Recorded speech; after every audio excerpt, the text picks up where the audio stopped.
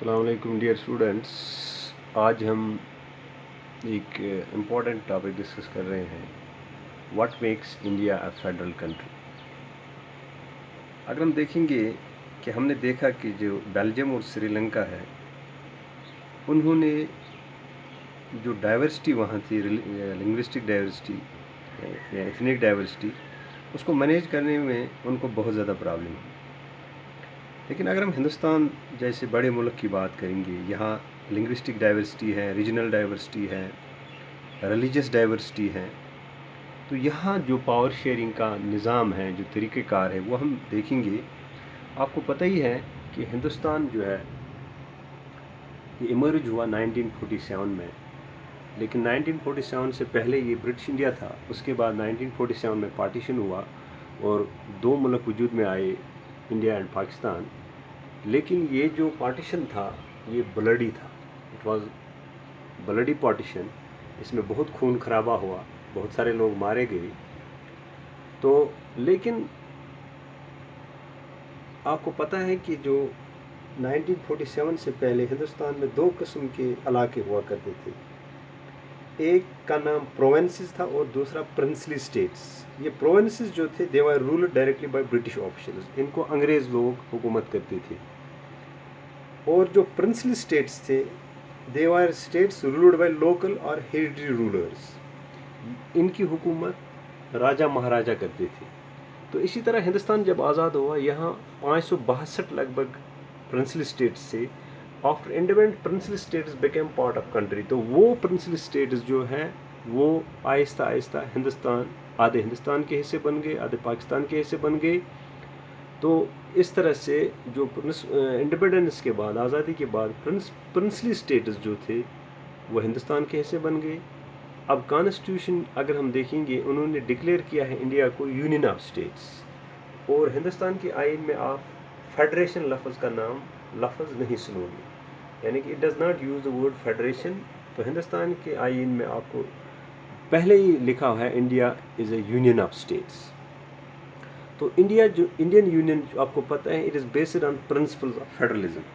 یہ فیڈرلزم کے اصول پہ چلتا ہے ہندوستان کا آئین. تو اگر ہم دیکھیں گے، ہم نے آلریڈی فیچرز آف فیڈرلزم پڑھے، 7 فیچرز ہم نے پڑھے. ہم نے اس میں دیکھا کہ 2 ٹائر سسٹم ہوتا ہے، اور جو ٹائرز ہیں وہ ایک ہی سٹیزن کو گورنر کرتے ہیں، ان کا الگ الگ جورسڈکشن ہوتا ہے. اور جورسڈکشن میں جو جورسڈکشن آف دا جو ٹائرز ہیں یا لیولز ہیں وہ کانسٹیٹیوشن میں specify, they are constitutionally guaranteed. تو اس کا اور بھی ہم نے دیکھا کہ یونیلیٹرلی کوئی فیصلہ نہیں لے سکتا ہے، نہ اسٹیٹ نہ یونین، بلکہ ان کو مل جل کے فیصلہ کرنا اگر کوئی چینج لانی ہے.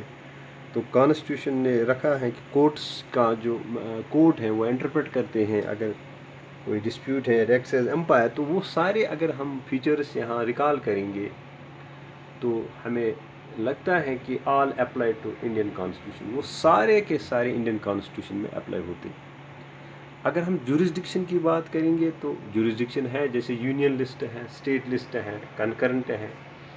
تو اس میں دیا گیا ہے کہ یونین کون قانون بنائے گا، اسٹیٹ کا کون قانون بنائے گا، اور دونوں مل کے کون سا قانون بنائیں گے.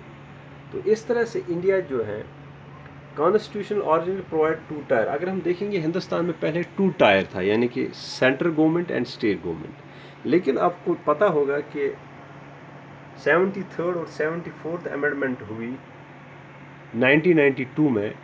تو 2 باڈیز وجود میں آئی، پی آر آئیز یعنی پنچایتی راج انسٹیٹیوشن اور municipalities by 73rd and 74 amendment. تو اس سے ایک اور ٹائر ایڈ ہوا ہندوستان کی پاور شیئرنگ میں، جس کو ہم لوکل گورنمنٹ کہتے ہیں. تو لوکل گورنمنٹ 1992 سے پہلے نہیں تھا. جب 1992 میں امینڈمنٹ ہوئی 73rd، اس سے پنچایتی راج ایڈ ہوا، 74 سے میونسپلٹیز ایڈ ہوئے، تو ان کو ہم لوکل گورنمنٹ بھی کہتے ہیں. تو اس طرح سے ہندوستان کے 3 ٹائرس وجود میں آ گئے. تو اگر ہم کانسٹیٹیوشن کو دیکھیں گے، یہاں ڈسٹریبیوشن آف جو لیجسلیٹو پاورز ہیں، جو قانون بنانے کے پاورز ہیں، وہ ہم نے 3 لسٹس میں رکھے ہیں: یونین لسٹ، اسٹیٹ لسٹ اور کنکرنٹ لسٹ. پہلے ہم دیکھیں گے یونین لسٹ کو کون سا لسٹ ہوتا ہے. Union list, a list in which central or union government has exclusive power to make laws. आपको पता ही है कि जो यूनियन लिस्ट है इसमें सेंट्रल गवर्नमेंट को या यूनियन गवर्नमेंट को सारे पावर्स होते हैं कानून बनाने की. It includes subjects of national importance, defense, foreign affairs, banking, communication and currency. The aim of these matters in union list is to ensure uniformity in the policy of these areas throughout the country. तो union list में जो वो subjects होते हैं जो uniform होते हैं पूरे मुल्क में, जैसे हमने देखा डिफेंस है, कम्युनिकेशन है या और भी बहुत सारे सब्जेक्ट्स हैं. तो इसमें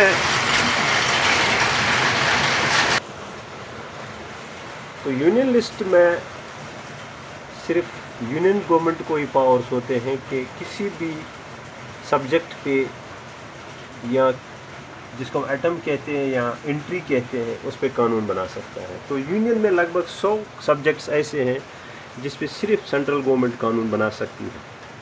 तो इसमें defence, foreign affairs, banking, communication और करेंसी, ये वो सब्जेक्ट्स हैं जो यूनिफॉर्म होते हैं पूरे मुल्क में. यानी डिफेंस जो है ये सेंट्रल गवर्नमेंट के हाथ में, इस पे कानून सेंट्रल गवर्नमेंट बना सकती है, या कम्युनिकेशन पे या करेंसी पे या बैंकिंग सिस्टम पे या फॉरेन अफेयर्स पे.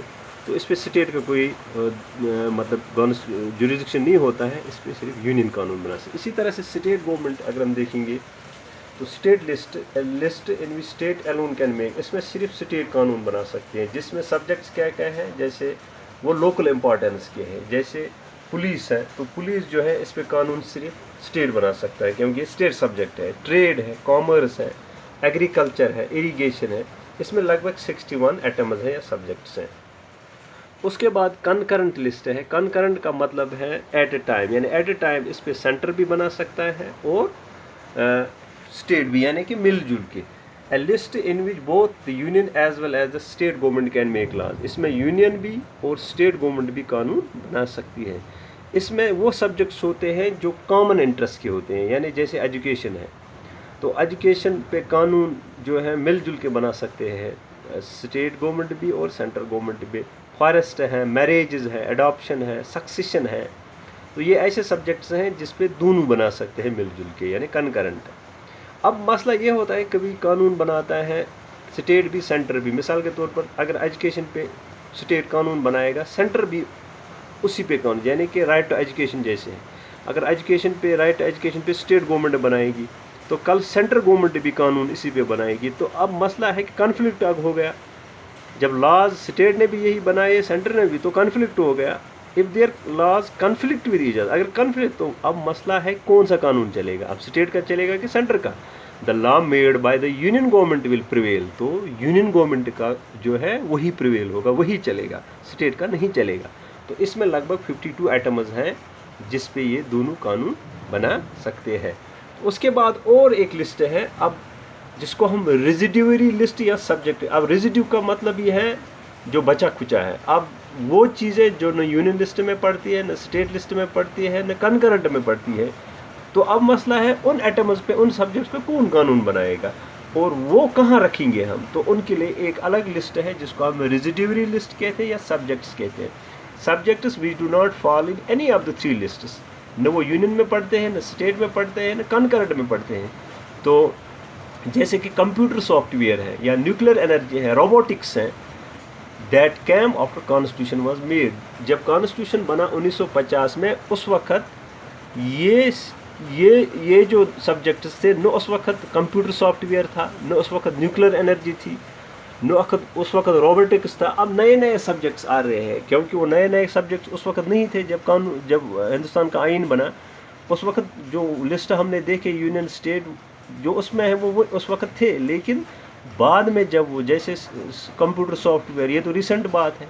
न्यूक्लियर एनर्जी, न्यूक्लियर एक्सप्लोजन तो हिंदुस्तान ने 1998 में किया. रोबोटिक्स आजकल की बात है. तो इसका मतलब ये वो सब्जेक्ट जो कॉन्स्टिट्यूशन बनाने के बाद बने, तो उनको कहाँ हम रखेंगे, उनको हम रेजिड्यूरी लिस्ट में. तो subjects which do not fall in any of the 3 list such as computer software, nuclear energy, robotics that come after constitution was made, तो ये हम रखेंगे रेजिड्यूरी. اب مسئلہ ہے کہ ریزیڈیوری سبجیکٹس پہ کس کا حق ہے قانون بنانا؟ یونین گورنمنٹ کا. Union government has power to legislate on these subject. تو یونین گورنمنٹ ہی اس پہ قانون بنائے گا. تو اس کا مطلب یہ ہوا کہ جو لیجسلیٹو پاورز ہیں یہ یونین لسٹ، اسٹیٹ لسٹ اور کنکرنٹ لسٹ میں ہم نے ڈیوائڈ کیے ہیں. یونین میں یونین کا پاور ہے قانون بنا، اسٹیٹ میں اسٹیٹ کا قانون پاور ہے قانون بنا، اور کنکرنٹ میں دونوں کا ہے. لیکن اگر یہاں کنفلکٹ ہوگا تو لاز میں تو یونین کا پریویل ہوتا ہے. تو اگر ان کوئی بچا کھچا ہے ان 3 لسٹوں میں نہیں آتا ہے، جیسے computer soft where, nuclear energy ہے یا روبوٹکس، اس پہ قانون بنائے گا. یہ کہاں رکھیں گے ہم؟ یہ ہم ریزیڈیوری لسٹ میں رکھیں گے، اور اس پہ یونین گورنمنٹ کو حق ہے. اب مسئلہ یہ ہے کہ آپ نے دیکھا ہوگا کہ ہندوستان میں ہولڈنگ ٹوگیدر فیڈریشن ہے، تو یہاں ایکول پاورز نہیں ہوتے ہیں اسٹیٹ گورنمنٹ اور سینٹرل گورنمنٹ کی. لیکن ہم نے آلریڈی ڈسکس کیا ہے کہ کچھ اسٹیٹوں کے پاس اسپیشل پاورز ہیں، جیسے ناگالینڈ کی بات ہم نے، آسام کی بات کی. تو اور بھی کچھ یہ انڈین یونین میں کچھ یونٹس ہوتے ہیں جن کو ہم یونین ٹیریٹری کہتے ہیں. تو these are the territories administered by the centre. یہ اتنے چھوٹے علاقے ہوتے ہیں، یہ اسٹیٹ ان کو ہم نہیں کہہ سکتے ہیں. اب یہ اتنے چھوٹے ہوتے ہیں کہ ان کو ہم اسٹیٹ نہیں بنا سکتے، اس لیے ہم ان کو یونین ٹیریٹری، جیسے دہلی ہے، لکشدیپ ہے، چندی گڑھ ہے، اور بھی بہت سارے ہیں، اب جموں کشمیر بھی ہے، اب لداخ بھی ہے. تو یہ یونین ٹیریٹریز جو ہے ان پہ centre, they are called centrally administrate territories. اب ان کو سیدھا جو ہے کون دیکھتا ہے؟ سینٹر. یعنی they are directly under the President of India. تو پریزیڈنٹ آف انڈیا ان کا کام وغیرہ دیکھتا ہے، ان کو ہم یونین ٹیریٹریز کہتے ہیں. تو اس طرح سے ہم نے دیکھا کہ جو اگر ہم دیکھیں گے کہ ہندوستان جو ہے اس نے فیڈرل سسٹم کیوں اڈاپٹ کیا، تو ہمارا جواب یہی ہوگا کہ ایک تو لارج سائز آف کنٹری ہے، ملک اتنا بڑا ہے کہ اس کو گورنر کرنے میں بہت زیادہ مشکلیں ہوں گی. تو ایک ہی حکومت سارے ہندوستان میں اگر رہے گی تو وہ تو مشکل ہے. اس لیے ہم نے فیڈرلزم لایا. یعنی ایک تو لارج سائز ہے، تو this was the reason we adapt federalism. دوسرا یہ ہے کہ یہاں ریجنل ڈائیورسٹی ہے، لنگوسٹک ڈائیورسٹی ہے، تو یہ بھی ایک وجہ ہے. لیکن اگر ہم دیکھیں گے انڈیا جو ہے it is not a true federation. یہ ٹرو فیڈریشن نہیں ہے. اس میں یہ فیڈرل بھی ہے اور یہ اس میں یونیٹری فیچرز بھی ہے. یہ کبھی نارمل ٹائمز میں یہ فیڈرل بیہیو کرتی ہے، لیکن اگر ایمرجنسی ہوگی تو پھر سارے پاور سینٹر کے پاس جاتے ہیں، تو اس وقت یہ یونیٹری گورنمنٹ ایکٹ کرتی ہے. اس کا مطلب ہندوستان جو ہے it is not a purely federal country, it is a quasi federal. It is both federal as well as unitary in اگر ہم دیکھیں گے یونیٹری ان فارم. تو دونوں اس میں مکس ہیں، یونیٹری بھی ہے اور فیڈرل. لیکن فیڈرل نارمل ٹائمز میں ایکٹ کرتا ہے اور unitary in Times of emergency. تو اس طرح سے ہم نے دیکھا فیڈرل کنٹری کیسے بنتی ہے. 3 لسٹس ہم نے ڈسکس کیے، اس کے بعد ریزیڈیوری لسٹ، اس کے بعد یونین ٹیریٹریز کا کانسیپٹ جو ہے سینٹرل ایڈمنسٹریٹو ٹیریٹری. تو with this we have concluded this topic. Thank you.